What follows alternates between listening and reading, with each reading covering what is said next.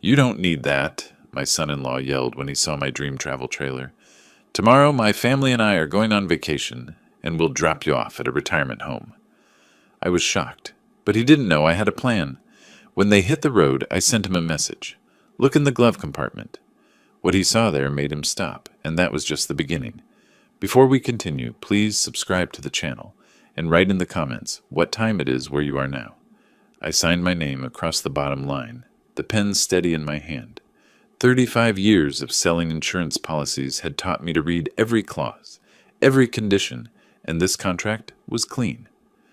The Winnebago Vista sat 15 feet away in the Phoenix dealership lot, cream and bronze under the afternoon sun, windows gleaming like promises.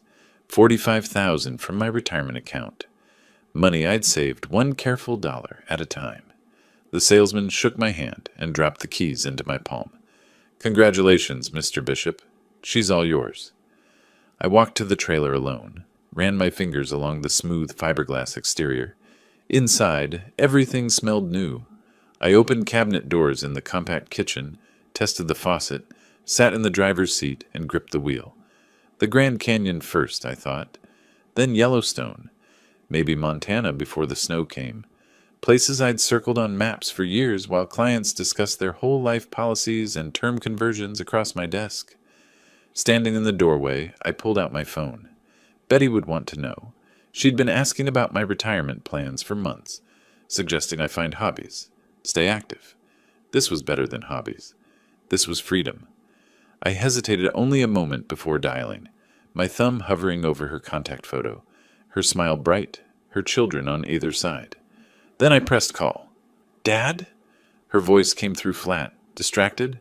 "Betty, honey, I did it. I bought the trailer, a Winnebago Vista, beautiful condition. I'm looking at it right now, and I can already picture the Grand Canyon, Yellowstone, maybe even up to Montana." Silence stretched across the line. Not the good kind, not the pause before excitement, the kind that calculates. "How much did you spend?" Not congratulations. Not a single word about my plans or my happiness. Just numbers. I felt something small deflate inside my chest. 45,000. It's a solid investment, and I've been saving for this since... 45,000? She cut through my explanation like scissors through paper. "That's a lot of money. You could have spent it more wisely." I stood in the dealership parking lot, the keys growing warm in my fist. Cars passed on the street behind me. A family loaded groceries into an SUV 3 spaces over, their children laughing. "I thought you'd be happy for me. This is something I've wanted to do for years." "I have to go. Zachary just got home. We'll talk later." The line went dead before I could respond. I stared at the phone screen. Call duration 2 minutes 38 seconds. That's all the time my dream deserved. I climbed into the driver's seat and started the engine, listening to it purr. The drive home took 40 minutes through Scottsdale traffic, and I spent every minute trying to understand what more wisely meant. By evening, I'd parked the trailer in my driveway beside the house. The empty house, 3 bedrooms, 2 baths, spaces my wife had filled before cancer took her 4 years back. I made a sandwich, carried it to the trailer, spread maps across the small table. Route 66 memorabilia lined one route. National parks dotted another. My finger traced highways, but my mind kept returning to Betty's voice. That coldness, that immediate focus on cost rather than joy. More wisely, I picked up my phone twice, set it down twice. No follow-up call came. No text saying she was sorry for reacting poorly, that she was happy for me really, that Zachary had just walked in at a bad time. Nothing. The maps lay flat and colorful under the overhead light, but I couldn't find enthusiasm anymore. Outside the window, my house sat dark. One light in the kitchen, one in the trailer. An old man and his expensive mistake. I folded the maps carefully, creasing them along their original lines. Turned off the lamp above the table. Through the trailer window, I could see my house. Dark, empty. Exactly as it had been since retirement began 6 months ago. I told myself tomorrow would be better. Tomorrow I'd start fresh, plan the first real trip, maybe drive out to Sedona for a test run. I had no idea tomorrow would change everything. Morning coffee tasted bitter. I couldn't tell if I'd used too many grounds or if yesterday's conversation still coated my tongue. 8:30. and the kitchen window framed my trailer in perfect Arizona sunlight. Beautiful machine, beautiful waste, according to my daughter. I rinsed my cup, set it in the dish rack, and that's when I heard the car.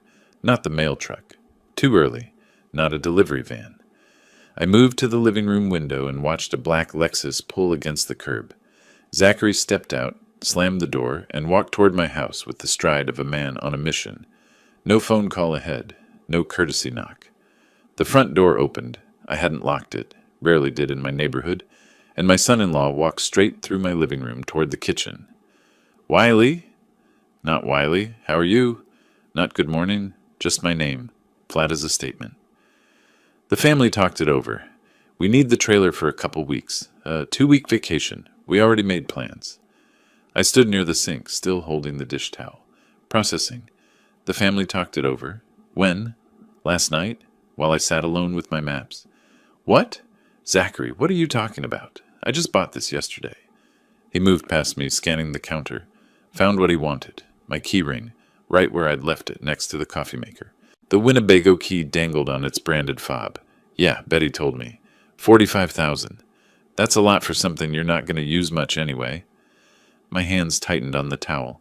Use much? I'd owned it less than 24 hours. Not going to use? I'm planning a trip across... At your age? He picked up the keys, examined them like he was inspecting produce. Come on, you don't need this. We can drop you at a senior facility on our way out, if that helps. The words hit like a physical blow. Senior facility. As if I were luggage to be stored. As if $45,000 of my money, my savings, my life, had been spent to provide his family a vacation vehicle. You can't just take my property. Those are my keys. But he was already moving toward the door, my keys in his fist. Young, confident, dismissive. We're family. We borrow things. That's how it works. We'll take good care of it. I stepped forward, reached out, but he was faster. 37 years old to my 63. He pulled open the front door, paused on the threshold to deliver his final courtesy. Thanks for understanding. We leave in the morning. Then he was gone. Down the walkway. Into the Lexus. The engine started smooth and expensive. I stood in my doorway, watching him drive away. My arm still extended like I might somehow pull him back, pull my keys back, pull my dignity back from wherever it had just been thrown.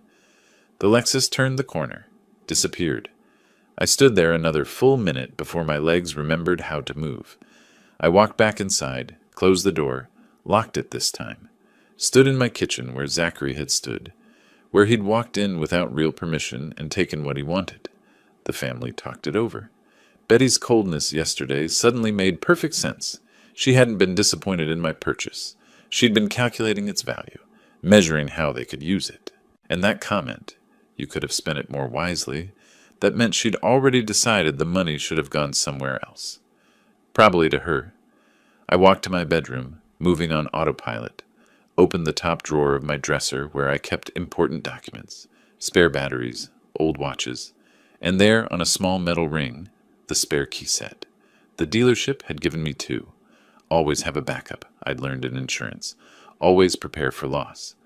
I lifted the keys, felt their weight. Zachary thought he'd won, thought I'd accepted it, thought the old man would shuffle back to his empty house and let them take his dream for a 2-week vacation. 35 years in insurance had taught me patience. It had taught me to read people, to spot liars, to document everything. It had taught me that contracts work both ways, that assumptions are dangerous, and that the person you underestimate is often the one who destroys you.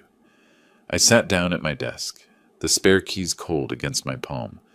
Through the window I could see the trailer, still in my driveway, waiting, still mine, still full of maps and possibilities. Zachary would come back tomorrow morning expecting it ready, expecting me compliant. He'd knock on my door or maybe just walk in again, and he'd find out exactly how wrong he was about old men and senior facilities and borrowing things. I pulled out my phone and opened my contacts. I had calls to make. The spare keys sat on my desk while I pulled files from the cabinet. Insurance policies, mine, the house, the trailer, property deeds, investment statements.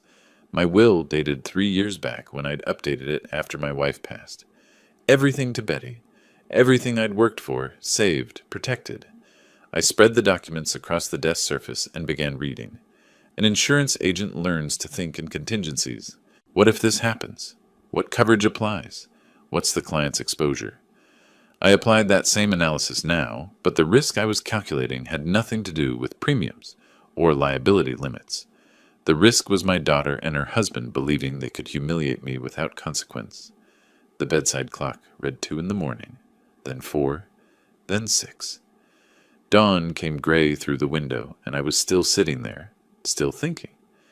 Betty's voice on that phone call, "How much did you spend?" hadn't been surprise. It had been inventory. Zachary's confidence walking into my house, taking my keys, mentioning a senior facility, that wasn't improvised cruelty. That was rehearsed, coordinated. The family talked it over. How long had they been planning this?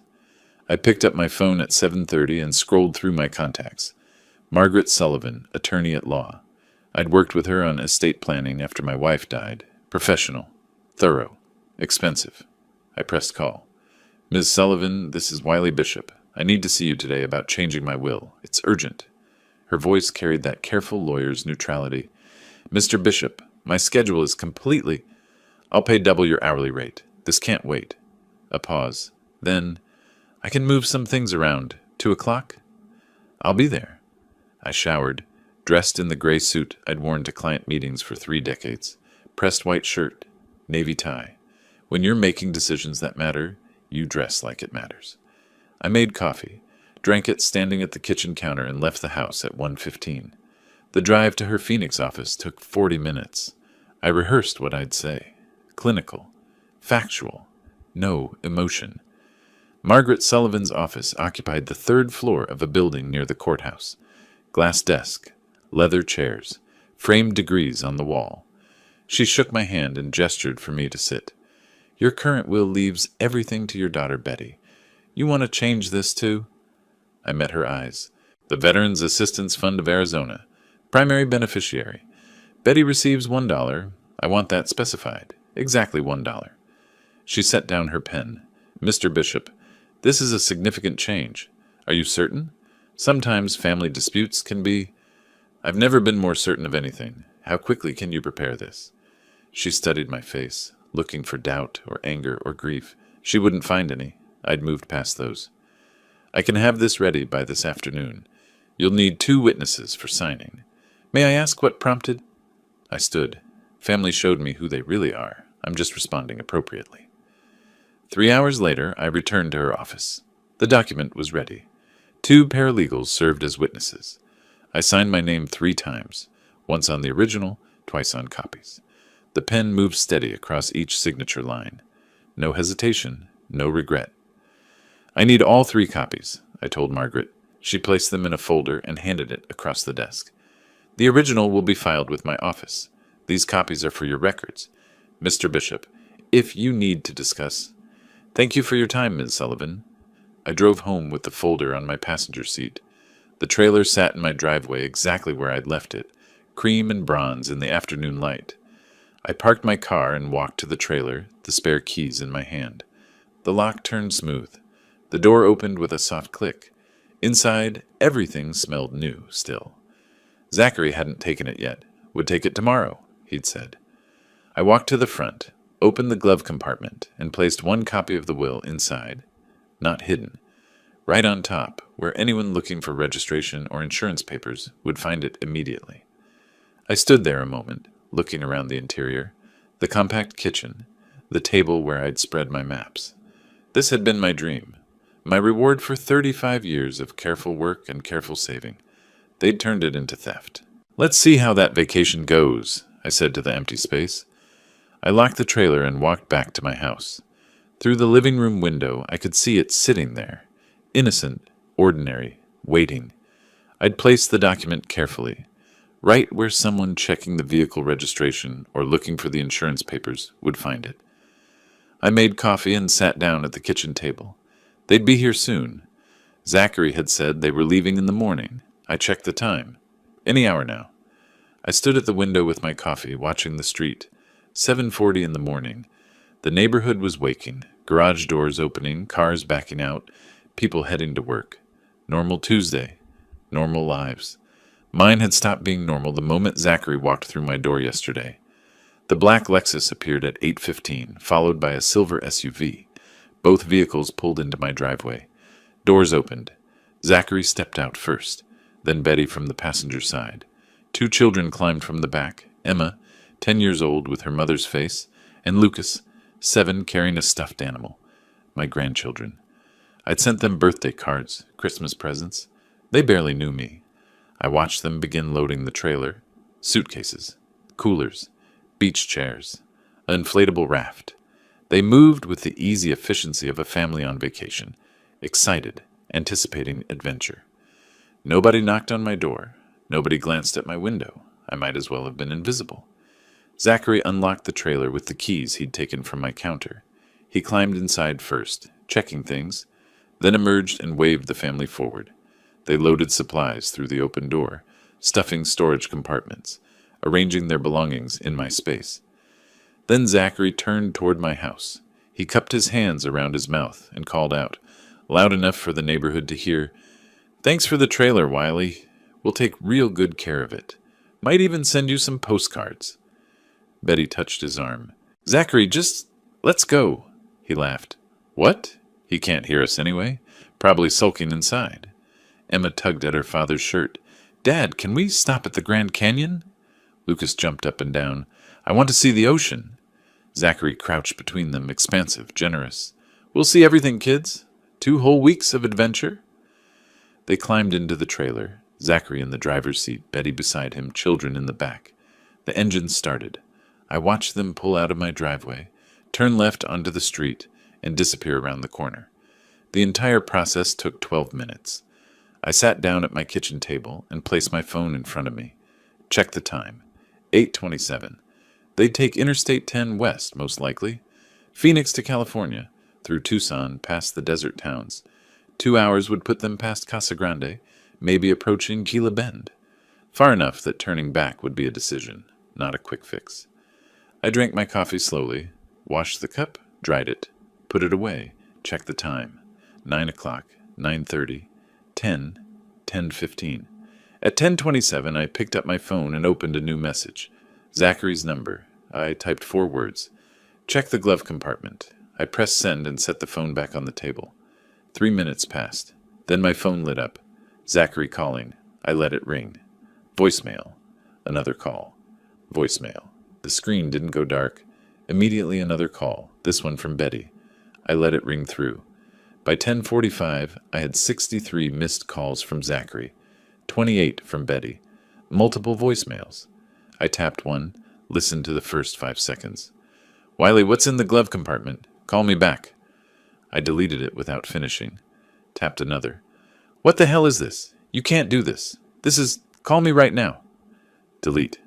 Next voicemail. Betty this time, her voice breaking. "Dad, please. Please call us. We need to talk about this. Please." I set the phone down and opened the message screen. Typed slowly, making sure each word was exactly what I wanted. This is only the beginning. Send. I placed the phone face down on the coffee table. The buzzing continued. Vibrations against the wood. Insistent. Desperate. Their panic was invisible from here, but I could imagine it. Zachary pulling over on the interstate's shoulder. Betty reading the will, her face going white. The children in the back asking what's wrong. Why did we stop? Are we still going on vacation? I walked to my office and opened the filing cabinet. Inside, I pulled out the folder I'd prepared the night before. Second copy of the will, paperwork for the trailer, purchase receipts, the original signed title. Everything with my name, my signature, my ownership clearly documented. I'd made another call that morning, one I hadn't mentioned to anyone. 7:30, before the coffee, before I took my position at the window. The Scottsdale Police Department. Non-emergency line. I explained my situation calmly, professionally. I've purchased property. Family members have taken it without permission. I have documentation. I'd like to file a report. Tomorrow morning I had an appointment. Officer Martinez. 9 o'clock. They were expecting me. I returned to the living room and picked up my phone. 81 missed calls now. I powered it off completely and set it in the desk drawer. Let them wonder. Let them panic. Let them realize that the old man they dismissed, the senior facility candidate, the one who didn't need a $45,000 trailer at his age, let them understand exactly what that old man could do when pushed. I made lunch, turkey sandwich, glass of water, ate it slowly at the kitchen table where Zachary had stood yesterday, where he'd grabbed my keys with such casual entitlement. The house was quiet. Outside, the empty space in my driveway where the trailer had been parked looked strange, incomplete. But I wasn't empty anymore. I was full of purpose, full of clarity, full of cold and perfect certainty about what came next. Morning light came through my bedroom window while I organized the documents at my desk. Purchase receipt from the dealership, $45,000. My signature, date stamped 6 days ago. Title certificate, Wiley Bishop, sole owner, no co-signers, no liens. Registration card, insurance policy declaration page, photographs I'd taken of the VN plate mounted inside the trailer door. I arranged them in order, slid them into a manila folder, and checked my watch. 8:15. The police station opened at 8. I dressed in the gray suit, same one I'd worn to Margaret Sullivan's office. When you're asking people to take you seriously, you dress seriously. 35 years selling insurance taught me that presentation matters almost as much as facts. Almost. The drive to the Scottsdale Police Department took 12 minutes. Modern building, tan stucco, American flag out front. I parked in the visitor lot and walked through glass doors into air conditioning and fluorescent light. A reception desk, plastic chairs, posters about crime prevention. A uniformed officer looked up from his computer. "Help you, sir." I approached the desk, placed my folder down, and met his eyes. "I need to report a stolen vehicle." Officer James Norton, his nameplate said, had the weathered face of someone who'd heard every story twice. He pulled out a form, clicked his pen. "What kind of vehicle?" "Recreational vehicle. Winnebago Vista trailer. Purchased 6 days ago for $45,000. My son-in-law took it without permission yesterday morning." Norton's pen paused. "Family dispute," his expression said. "Not real theft. I'd expected this. Do you have proof of ownership?" I opened the folder, turned it to face him. "Purchase receipt from the dealership. Title in my name only. Registration. Insurance policy. Also in my name. I can provide the VIN number and current location of the vehicle." Norton pulled the documents closer, examining each one. His expression shifted, professional interest replacing skepticism. "Current location? Interstate 10, westbound. He told me yesterday he was driving to California. Should be about 2 hours west of here by now." He began typing, entering information into his computer. "Did you give him permission to use this vehicle?" "No. He came to my home, took the keys from my counter, and drove away, despite my objections. I have a spare key set, which is how I secured my personal documents from inside the vehicle before he left." Norton photographed each document with his phone, logged the VIN number, asked for Zachary's full name and description. He typed steadily, asking questions, filling in blanks on his screen. The form took 20 minutes. When he finished, he looked up at me with something approaching respect. "Mr. Bishop, based on the documentation you've provided, this qualifies as unauthorized use of a motor vehicle. Given the value, it's a felony offense. I'll enter this into the system immediately. Highway Patrol will locate the vehicle and make contact with the operator." "What happens then?" "They'll inform him of the theft report and give him options. Return the vehicle to you immediately, or face arrest for grand theft auto." I thanked him and left. Simple as that. Documentation, procedure, law. 3 pillars that held up civilization. Zachary had forgotten that, or maybe he'd never understood it in the first place. I drove home, made coffee, and sat by the front window. The empty space in my driveway looked less strange now. Soon it wouldn't be empty. My phone rang at noon. Norton's voice, professional and neutral. "Mr. Bishop, Highway Patrol located your vehicle approximately 70 miles west of Phoenix. Officers made contact with the operator. He's been informed of the theft report and is returning the vehicle to your address." "Was there any trouble?" "Some initial resistance. Claims it's a family misunderstanding. Officers explained that the title shows one owner, and you've filed an official report. He understood his options." I imagined the scene. Flashing lights in the rearview mirror. 2 patrol officers approaching with hands near their weapons. Standard procedure for vehicle theft stops. Zachary's confident smile evaporating when they told him why they'd stopped him. Betty crying in the passenger seat. The children confused in the back, asking why police were there, why their vacation had stopped. Thank you, Officer Norton. They should arrive at your location in approximately 2 hours. Do you need an officer present when they return the vehicle? No, I just want my property back. I ended the call and checked my watch. 2 hours. I refilled my coffee and returned to my window seat. The afternoon sun was hot, typical for August in Arizona. Dry heat, they called it, as if that made 110 degrees more comfortable. I thought about Zachary's face when the patrol officers approached. The moment he realized this wasn't just an angry old man making empty threats. This was the law. This was documentation and procedure and consequences. This was what happened when you stole $45,000 of someone else's property and thought family status made you immune. The coffee was cold when I finally saw the trailer turn onto my street. 2 o'clock, almost exactly. Zachary's Lexus followed behind it, Betty driving. The trailer pulled into my driveway, lurching slightly as Zachary braked too hard. The engine cut off. Nothing moved for 30 seconds. Then Zachary's door opened and he stepped out. His face was red. Sun or rage, I couldn't tell. Probably both. He slammed the trailer door hard enough that I heard it through my closed window. Betty emerged from the Lexus more slowly, her face blotchy and swollen. The children stayed in the back seat, pressed against the windows, watching. I stood up, walked to my front door, and stepped onto the porch. Didn't go to them. Made them come to me. My property. My driveway. My terms. Zachary stormed across the concrete, stopping 10 feet away, close enough to shout, not close enough to touch. You humiliated us. Police stopped us on the highway like criminals, in front of my kids. What kind of sick old man does this to his own family? I kept my voice level, conversational, the kind whose property was stolen. Stolen? The word came out strangled. We're family. You don't call the police on family. You took my vehicle without permission. That's theft. The police agreed. His hands clenched into fists. For a moment I thought he might actually swing at me. Part of me almost hoped he would. Assault on a senior citizen. Officer Norton would be interested in that. You think you're clever? Changing your will like some kind of revenge? We'll fight it. We'll have you declared incompetent. Clearly you're suffering from dementia, if you think this is acceptable behavior. There it was, the threat I'd been waiting for, the move I'd anticipated, predictable. Betty approached slowly, tears streaming. Dad, please. The kids are terrified.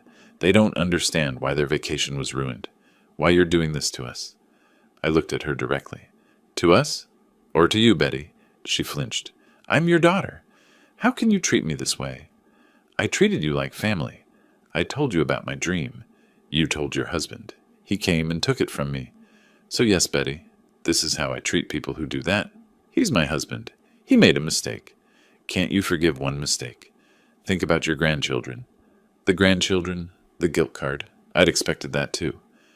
Zachary stepped closer, voice dropping to something harder than shouting. This isn't over. You'll hear from our attorney. We're filing papers tomorrow. You're clearly not mentally competent to manage your affairs. I held out my hand, palm up, waiting. He stared at me, confused. The keys, I said. His jaw worked. He wanted to refuse, wanted to throw them at my feet or into the street. But he'd learned something today, that refusing had consequences. He pulled the key ring from his pocket and dropped it into my hand. The metal was warm from his body heat. I closed my fingers around it, turned, walked to my front door. Behind me, Betty was still crying. Zachary was breathing hard through his nose. The children watched through car windows. I stepped inside and closed the door. Lock engaged with a solid click. Through the window, I watched them stand there for another minute. Then Zachary grabbed Betty's arm and pulled her toward the Lexus. They drove away. The trailer sat in my driveway, returned, but no longer representing dreams. Now it represented something else entirely. I went to my kitchen and poured the cold coffee down the sink. Tomorrow they'd filed their petition. Tomorrow the next phase would begin. Tonight I had calls to make.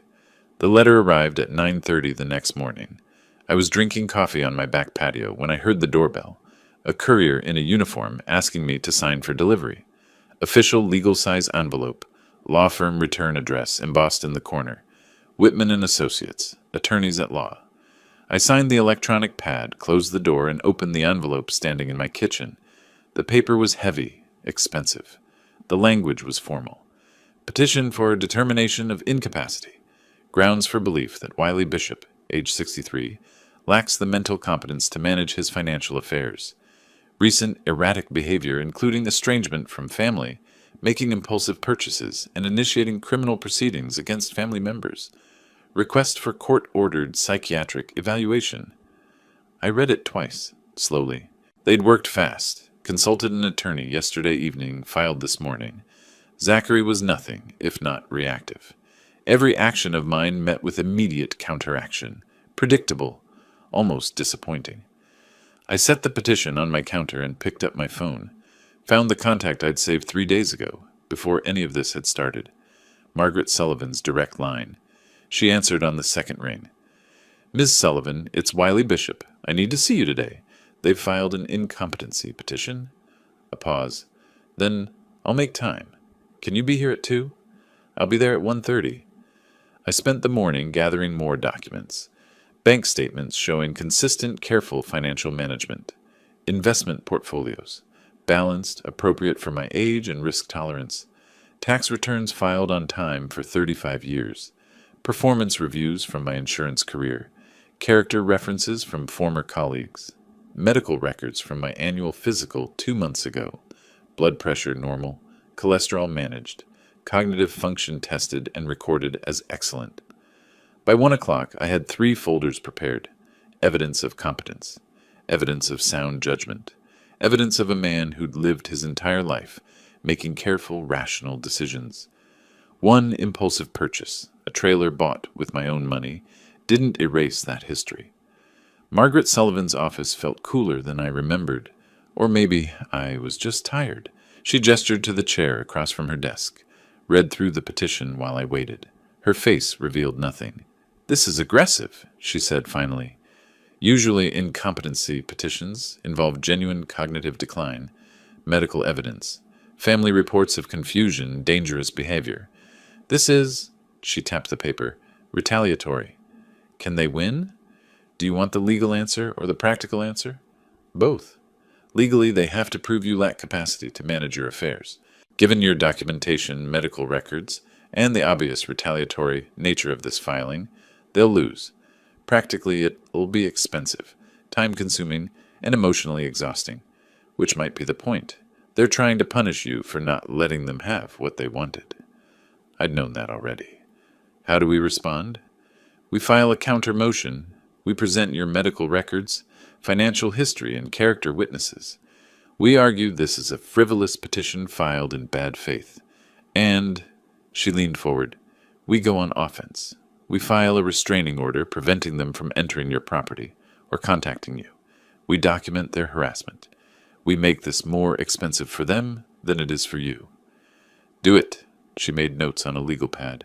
I'll need your medical records released to me, your financial documents, permission to contact character witnesses, former colleagues, neighbors, anyone who can testify to your competence and stability. I slid the 3 folders across her desk, already prepared. She opened the first folder, flipped through bank statements, investment reports, tax returns. A smile touched the corner of her mouth. You're making my job very easy, Mr. Bishop. 35 years in insurance. I know how to document a claim. This isn't just documenting a claim. This is... She closed the folder, met my eyes. This is building a case for why they shouldn't have access to your assets. Ever. You understand what you're doing? I'm protecting what I worked for. You're also severing your relationship with your daughter. Permanently. Once we file the restraining order, once we argue they're harassing you for financial gain, there's no walking that back. I thought about Betty's face yesterday. Tears and accusations, using her children as weapons, never once acknowledging what Zachary had done, never once defending me or asking if I was okay. File everything. The hearing was scheduled for 3 weeks out. Routine calendar, Margaret explained. Both sides would present evidence. A court-appointed psychiatrist would evaluate me. The judge would rule. They'll try to settle before then, she added. Once they see your documentation and realize they're losing, they'll offer to drop the petition if you restore them to your will. And if they do? What do you want me to tell them? I stood, collecting my empty folders. Tell them no. The next 2 weeks passed slowly. I went about my routine. Grocery shopping, gym, lunch with 2 former colleagues who'd agreed to serve as character witnesses. Normal life, competent life. The life of a man who knew exactly what he was doing. Betty called 4 times. I didn't answer. She left voicemails. The first was angry. How dare you file a restraining order? You're destroying this family. The second was pleading. Please, Dad, we can fix this. Just drop everything and we'll forget it happened. The third was desperate. Zachary didn't mean it. He's sorry. We're all sorry. Please. The fourth was silent except for crying. Then the line went dead. I saved all 4 voicemails. Documentation. Zachary sent an email. Subject line. Final offer. I opened it standing at my kitchen counter. We'll drop the incompetency petition and leave you alone. In exchange, you restore us to your will and sign over the trailer title. Otherwise, we're going to court and we'll drag this out for years. Your choice. I forwarded the email to Margaret Sullivan without responding. She replied within an hour. Perfect. He just documented his extortion attempt in writing. Save this. The psychiatric evaluation happened on a Wednesday afternoon. Dr. Patricia Chen, court-appointed, met me at her office in downtown Scottsdale. She asked questions for 90 minutes. My medical history, my career, my relationship with Betty, the trailer purchase, the will change, my decision to call the police. I answered every question honestly. No embellishment, no self-pity, just facts. She administered cognitive tests, memory exercises, pattern recognition, problem-solving scenarios. I completed them all easily. At the end, she closed her notepad and looked at me directly. Mr. Bishop, do you understand why your daughter filed this petition? Yes. She wants my money. That's somewhat reductive. It's accurate. She smiled slightly. My report will be ready for the court by Friday. I can't discuss my conclusions with you, but I will say this. Nothing in your behavior suggests cognitive impairment or inability to manage your affairs. What you're experiencing is a family conflict, not a competency issue. I thanked her and left. The hearing was scheduled for Monday, 3 days away. Margaret called me Friday evening with an update. Dr. Chen's report came through. It's excellent for us. She found you fully competent, noted the retaliatory nature of the petition, and recommended immediate dismissal. Whitman called me an hour ago. They want to settle. What are they offering? They'll drop the petition. In exchange, they want you to drop the restraining order and consider restoring them to your will. No. I told them you'd say that. They're going to proceed to the hearing Monday. Good. Wiley, they're going to lose, badly. The judge will see this for what it is. Harassment. You'll win. I know. Then why do you sound disappointed? I looked out my kitchen window at the trailer in my driveway. 3 weeks since I'd bought it. 3 weeks since my life had split into before and after. Because winning shouldn't feel this empty. Monday morning arrived with clouds, unusual for August. I dressed in my suit, drove to the courthouse, and met Margaret in the hallway outside the courtroom. Betty and Zachary stood at the opposite end. Different attorney now, Whitman must have withdrawn. This new lawyer looked young, uncomfortable. The hearing lasted 40 minutes. Margaret presented Dr. Chen's report, my medical records, my financial documentation, character witness statements. The opposing attorney tried to argue emotional instability, pointed to the will change as evidence of impaired judgment. Judge Catherine Rhodes, efficient, mid-50s, with zero patience for nonsense, cut him off mid-sentence. Counselor, changing one's will is not evidence of incompetence. It's evidence of autonomy. Do you have any medical evidence of cognitive impairment? Your Honor, the defendant's recent behavior that includes proper documentation, legal consultation, and appropriate use of law enforcement when his property was stolen. That's not impairment. That's good judgment. Petition denied. The gavel fell. One sharp sound. Over. Betty stood frozen. Zachary's face went white, then red. Their attorney gathered papers quickly, avoiding eye contact. I walked out of the courtroom with Margaret. Didn't look back. On the courthouse steps, she turned to me. The restraining order stands. They can't contact you without violating it. The will change is protected. Your competence is established on record. You won everything. Yes. Why don't you look happier? I watched cars pass on the street. Normal people, normal lives, going about their Monday. Because I didn't want to win this. I wanted not to need to. She touched my arm briefly, professional sympathy. I'll send you my final bill. Call if you need anything. I drove home alone. The trailer sat in my driveway, exactly where it had been for 3 weeks. I hadn't been inside it since the day I'd placed the will in the glove compartment. Hadn't started planning trips. Hadn't spread maps across the table. I unlocked it now and stepped inside. Everything smelled stale. I opened windows, letting August heat flow through. My phone buzzed. Text message. Unknown number. You destroyed your family for money. Hope it was worth it. I deleted it without responding. Blocked the number. Then I sat down at the small trailer table and pulled out the maps I'd folded 3 weeks ago. Grand Canyon, Yellowstone, Montana. All the places I'd wanted to see. I traced the routes with my finger, but something had changed. The excitement was gone. The anticipation was gone. What remained was just colored paper and highway lines. I folded the maps and put them away. Tomorrow I'd call the dealership, see what they'd offer for a 3-week-old trailer with 800 miles on it. Someone else could chase those dreams. Mine had been taken the moment Zachary walked through my door. The court had given me justice, but justice wasn't the same as restoration. I locked the trailer and went inside my house, poured a glass of water, sat at my kitchen table, alone. I called Margaret Sullivan before I'd finished my second cup of coffee. The incompetence petition sat on my kitchen counter, legal paper reflecting morning light. She answered on the first ring. Wiley, I received a courtesy copy of the petition. They're claiming diminished capacity based on your recent erratic behavior, meaning the will change and police report. How strong is their case? Weak without evidence, but these proceedings can drag on. We need to be proactive. What I recommend? Get comprehensive medical evaluations from independent physicians before any court-ordered assessment. Establish your mental competency on the record. 2 doctors, complete cognitive workups, neurological examination, documentation they can't dispute. I made the appointments that afternoon. Dr. Patricia Hendricks for Wednesday, Dr. Robert Chen for Friday, general practitioner and neurological specialist. Cover all bases. Dr. Hendricks's office was in North Scottsdale, modern building with desert landscaping. She was thorough, took my medical history, reviewed my medications, blood pressure, cholesterol, both managed well, asked about family history, lifestyle, exercise habits. Then the cognitive tests began. Mr. Bishop, I'm going to give you 3 words to remember. I'll ask you to repeat them in a few minutes. The words are apple, table, penny. Can you repeat those? Apple, table, penny. She had me count backward from 100 by sevens. Name the current president. Recall what I'd had for breakfast.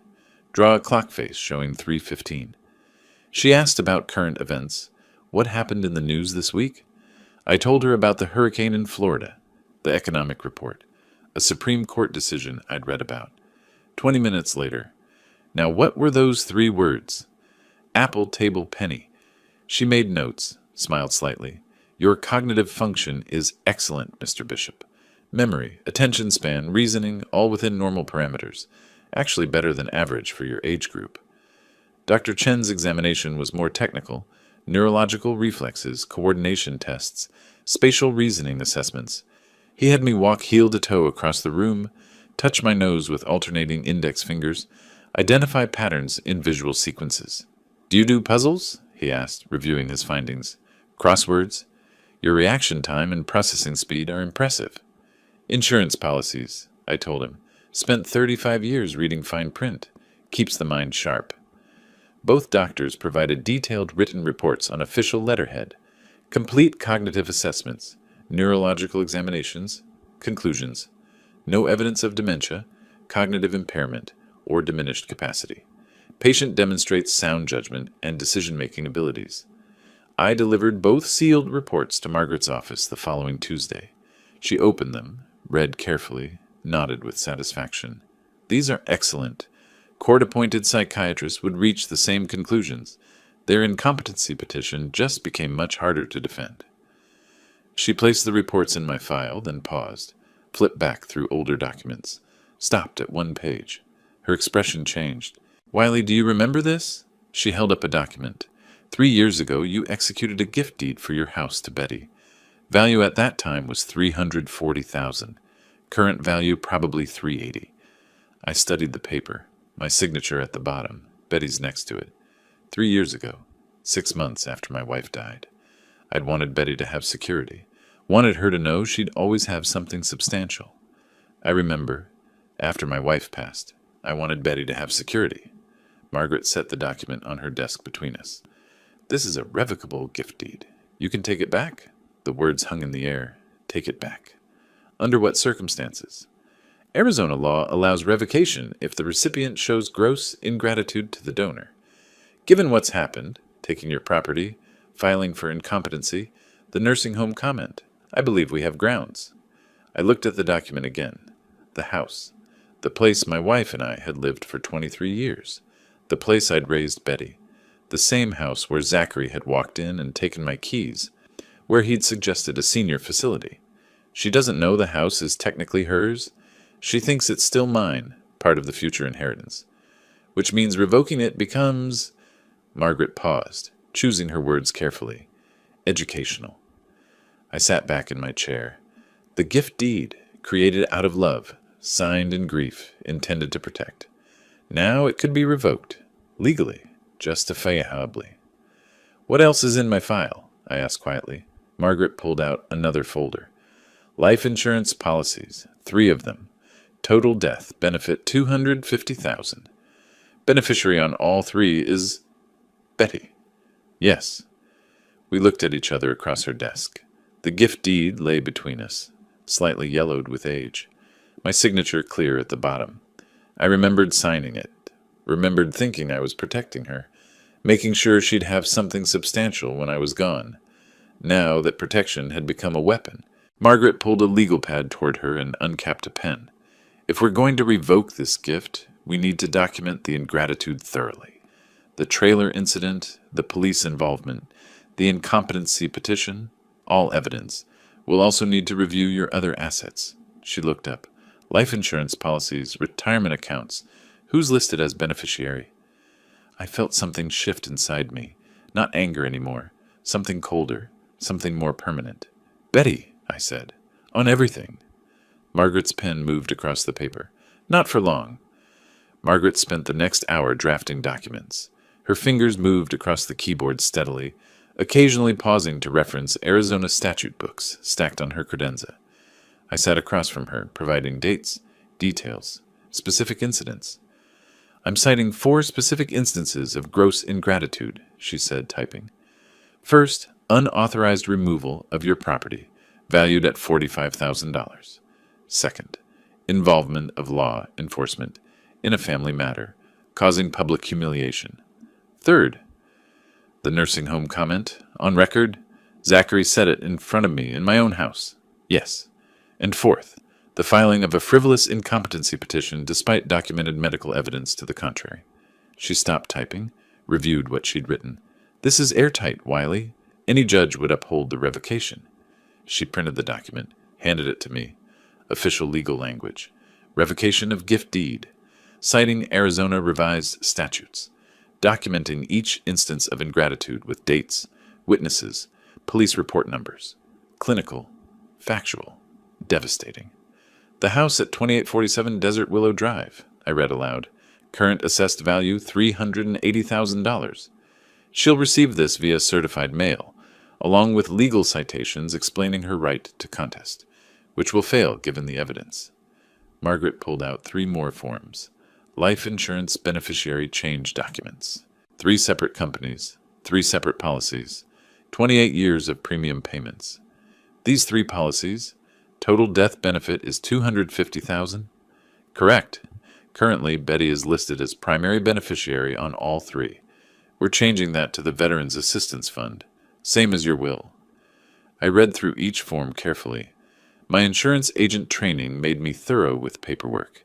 Each form required signature, date, new beneficiary information, I signed the first one, then the second, then the third. Each signature felt final, permanent. She'll receive notification.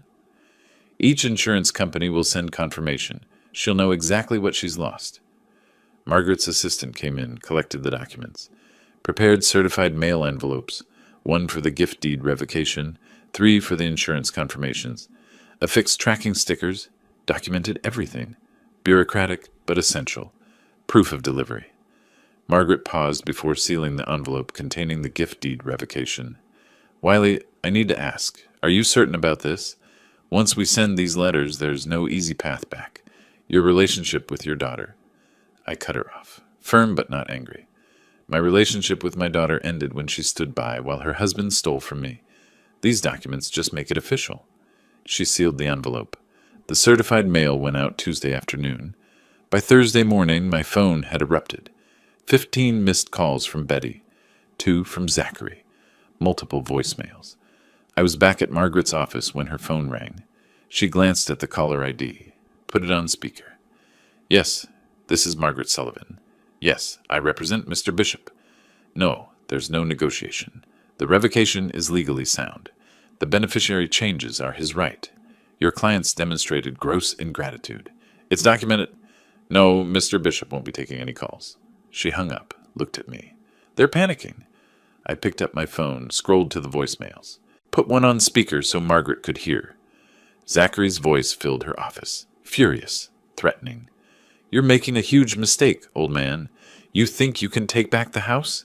We'll tie you up in court for years. You'll be dead before this is settled. And we're not backing down on the incompetency hearing. Everyone will see what a vindictive, senile... I stopped playback. Save that, Margaret said, making notes. Add it to the evidence file. Threatening language toward elderly family member. This helps our case. Betty's voicemails were different, not threatening, pleading, crying. The first 3 were incoherent, just sobbing and fragments of sentences. The 4th was clearer. Dad, please, I need to talk to you. Just me, not Zachary. Please, I'm coming over tomorrow morning. Please be home. I checked the timestamp. 20 minutes ago. Tomorrow morning. Friday. I left Margaret's office with copies of everything, the revocation notice, the insurance beneficiary changes, Zachary's threatening voicemail transcribed and documented. The Arizona sun hit me as I stepped into the parking lot. Hot, relentless. September in Phoenix felt like punishment. I sat in my car without starting the engine, looked at my phone again. 17 missed calls total now. All but 2 from Betty's number. What could she possibly say? That she was sorry? That Zachary made her do it? That she'd had no choice? Everyone had choices. She'd made hers. But curiosity won. I scrolled back to her last voicemail, the one about coming over tomorrow, listened again to the desperation in her voice. Just me, not Zachary. Separate from him. That was new. I started the car and pulled out of the parking lot. The drive home took 30 minutes through afternoon traffic. I spent it thinking about what she might say, what I might say back. Nothing, probably. There wasn't much left to say. But I'd be home tomorrow morning. If she wanted to talk, I'd listen. Once. My phone buzzed with a text message as I pulled into my driveway. Betty, I'm sorry. I'm so sorry. Please let me explain. Tomorrow. Just give me 30 minutes. Please, Dad. I read it twice. Then I turned off my phone and went inside. The house was quiet. Empty. The trailer sat in the driveway, still unused. 3 weeks since I'd bought it. 3 weeks since everything had fallen apart. I made dinner, grilled chicken, salad, rice, ate alone at my kitchen table, washed the dishes, dried them, put them away. Tomorrow Betty would come. She'd apologize or explain or beg. It wouldn't matter. The documents were filed. The certified mail was delivered. The gift deed was revoked. The insurance beneficiaries were changed. All legal, all documented, all final. I went to bed early but didn't sleep. Lay in the dark thinking about 3-year-old signatures on gift deeds, about protection and betrayal, about the difference between being a father and being someone's insurance policy. My phone was still off. Let her wonder if I'd read the text. Let her worry I wouldn't be home. I'd be home.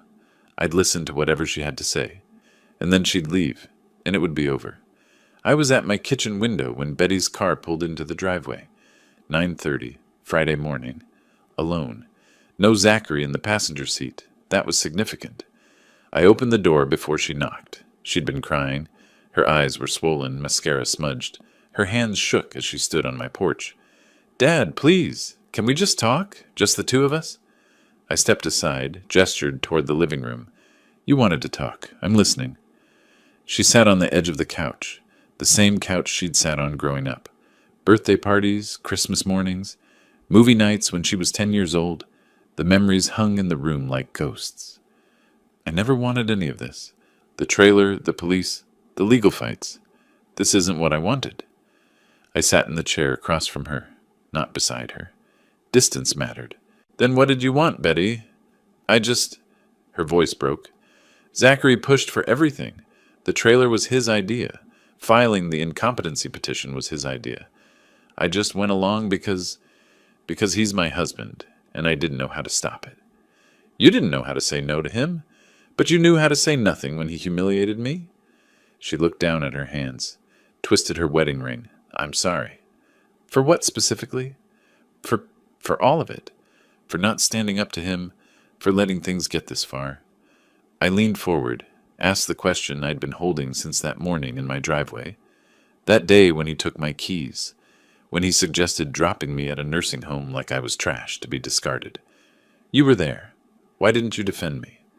Long silence. She stared at her lap. 30 seconds passed. 45. I don't know. I should have. I'm sorry. You do know. You chose him over me. You're just not willing to say it out loud." Her tears came harder. "I love you, Dad. I do.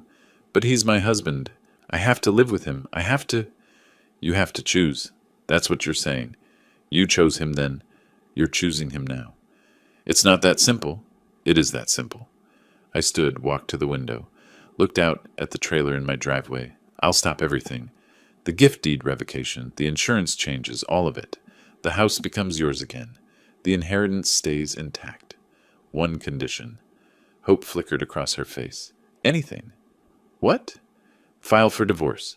Remove Zachary from your life. Choose your father over your husband, the way you chose your husband over your father." Her expression changed. Shock first, then comprehension, then anger. "You can't ask me to do that. That's manipulation. That's blackmail."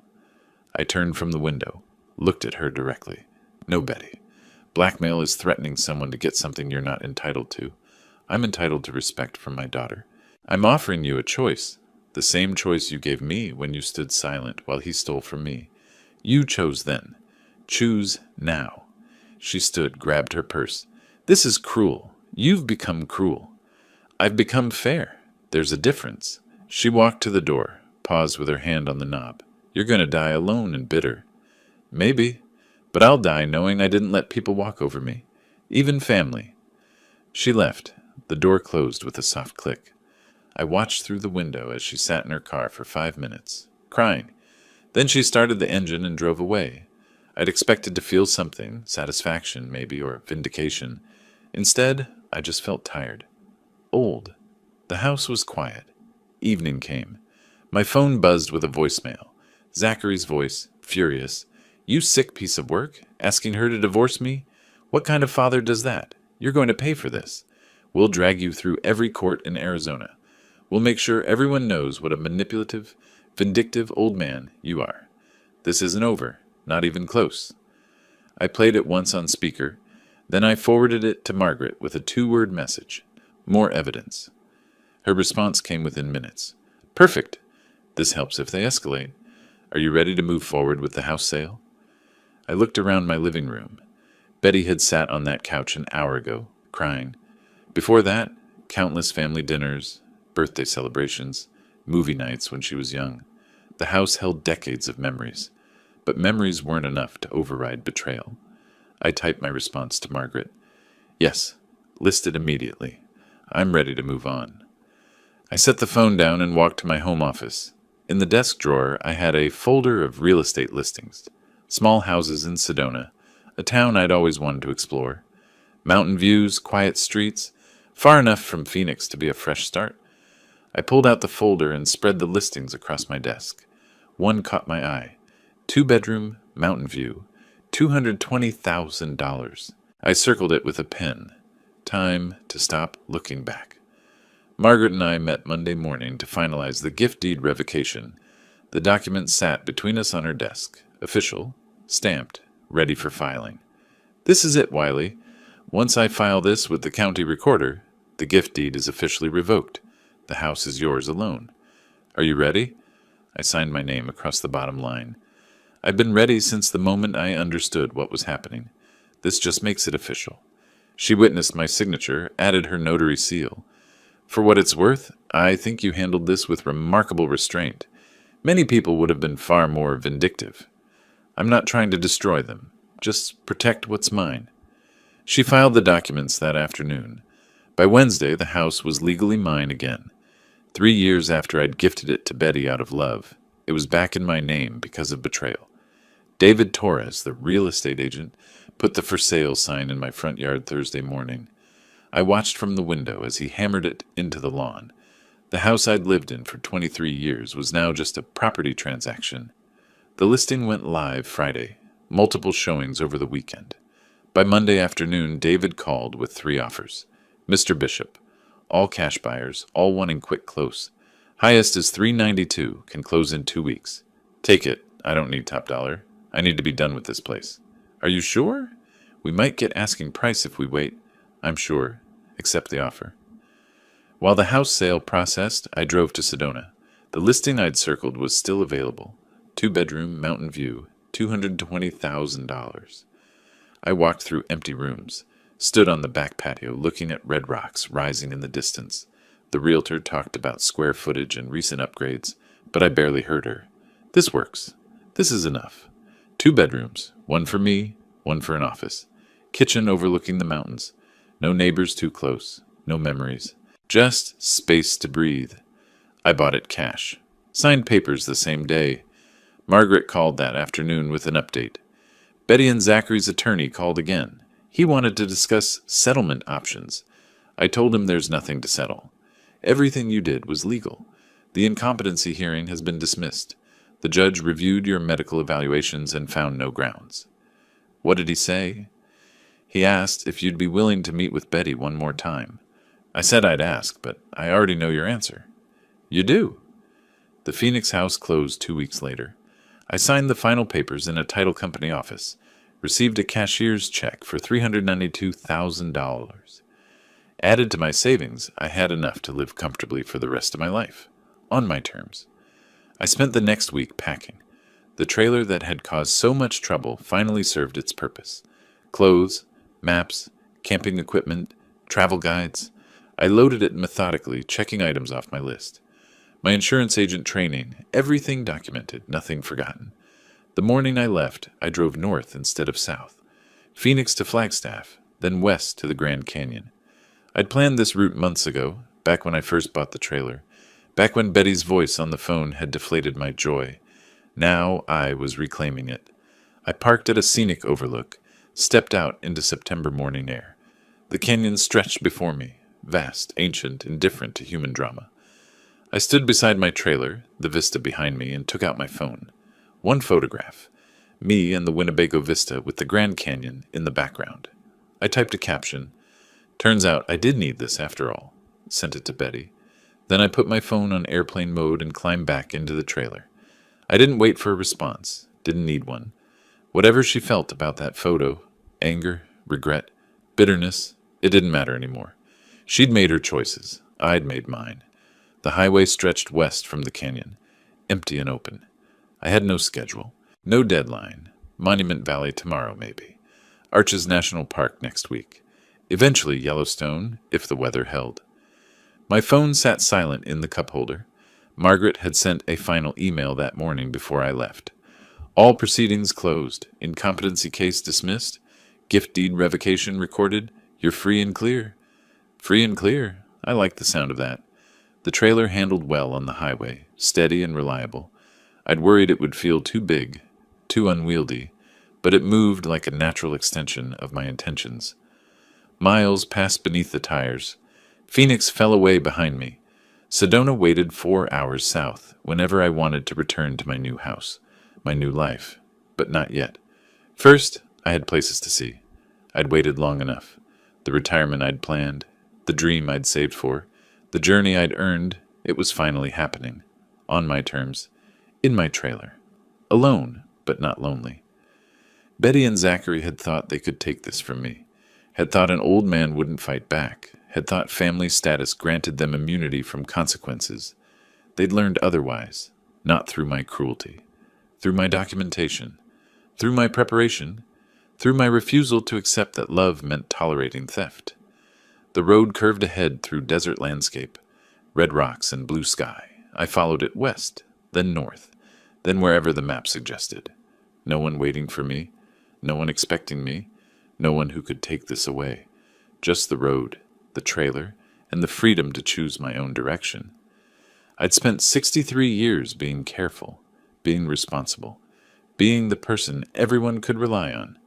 Now I was being something else, not reckless, not careless, just free.